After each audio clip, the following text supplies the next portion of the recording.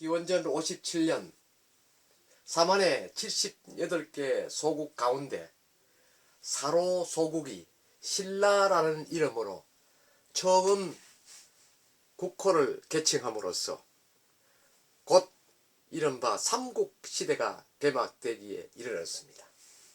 삼국유사 권 제2 가락국기에 의하면 기원 이후에 김해를 중심으로 형성되었던 구야국의 국안들이 아도간을 중심으로 큰 회합을 하고 있는데 문득 구지봉 쪽에서 하늘로부터 이상한 소리가 들렸다고 합니다. 거부가 머리를 내밀어라. 노래 부르며 춤을 추어라. 그것은 마치 사람들을 부르는 같이 보였다. 당시 국가는 구야국이었다. 이런 설이 있습니다. 그 구간이 지배를 했는데 그 우두머리가 아도간이요. 그 다음 여도간, 파도간, 오도간, 유수간, 유천간, 신천간, 오천간, 신기간 등 구간이 지배자로서 군림을 하였다는 것이죠. 그러할 즈음에 문득 북쪽에서 이상한 소리가 들려왔다. 거기는 구지봉이 있는 자리다. 이러한 기록이 있습니다. 그래서 그 소리 나는 쪽으로 아도간 등 그 9명의 구간이 무리 200~300을 끌고 그 자리에 가보니까 형체는 없고 소리만 울려 퍼졌는데 그것은 왕을 맞이하라는 그런 하나의 계시로 들렸던 것이죠. 아니, 어디서 사람의 목소리가 들린 거지? 아무도 없잖아. 우리 모두 헛것을 들은 셈인가 보군.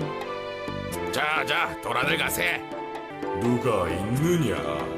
아홉마을의 촌장과 백성들입니다. 여기가 어디냐? 여긴 구지봉입니다.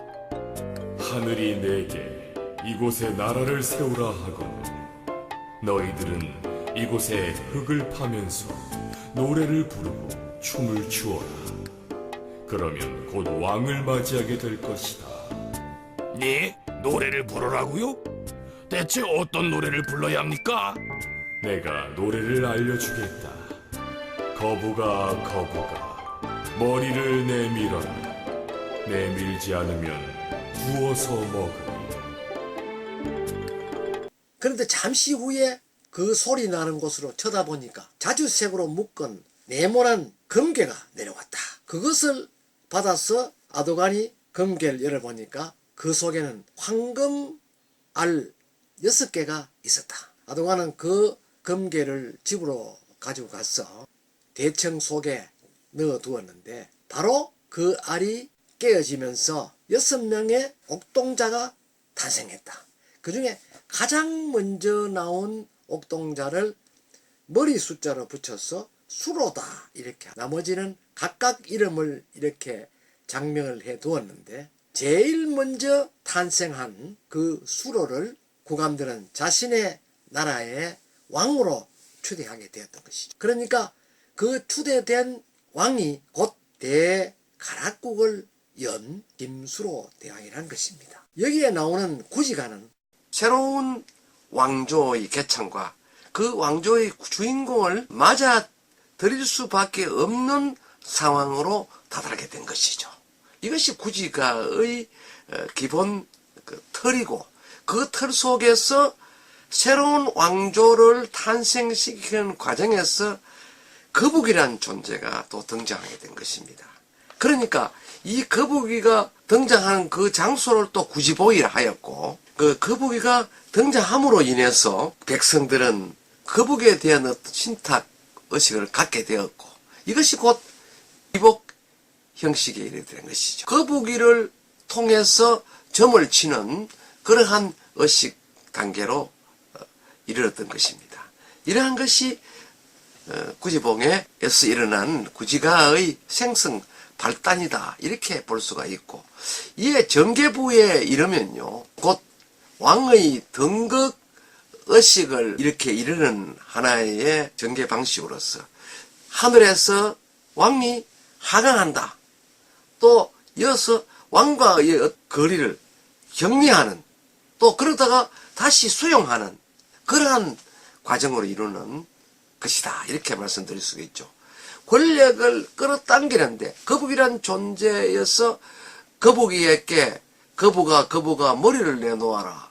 그렇지 않으면 구워 먹으리 하는 것은 거북이가 머리를 내놓음으로 인해서 그 기존의 토착 집단이 권력을 그 거북이의 존재에게 이양하겠다는 그런 행위로 볼 수가 있다는 것입니다. 구지가 가운데 의사는 거북과 머리를 구워 먹겠다는 그러한 구설입니다.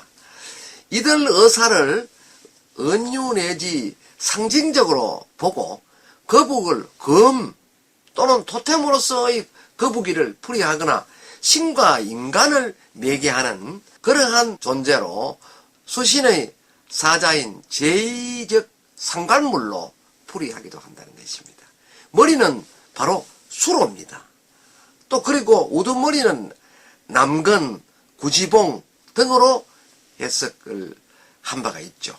이런 가락국기의 기록들을 잘 살펴보면 이러한 것을 어떤 의미에서 표현하였는가를 유추할 수가 있죠. 구워 먹겠다는 해석은 네 가지로 이렇게 분리해서 해석할 수 있습니다. 구워 먹겠다. 토템사에서 그네들이 토템인 거북이를 죽인다. 그로써 향연을 갖는 예의의 가요적 투서라고 보는 입장이 있고, 또 거북이 자체는 그 용두질하는 형식으로 남성계의 불합리한 욕구에 대한 강한 거세 요구의 표현이다. 또 청정의식의 상징이다. 이렇게도 볼 수 있다는 것이죠.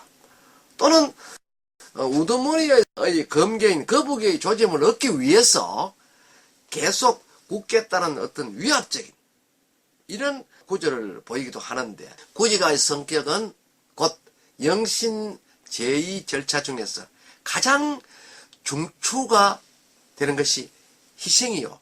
그 희생의식을 무용으로 불러들이는 주가라는 견해도 있다는 것이죠.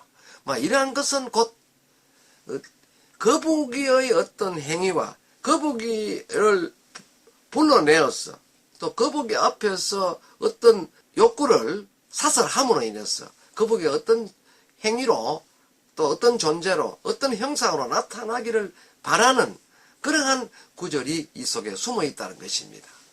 또 일부 학자들은 구지가의 성격을 잡기를 쫓는 주문이다.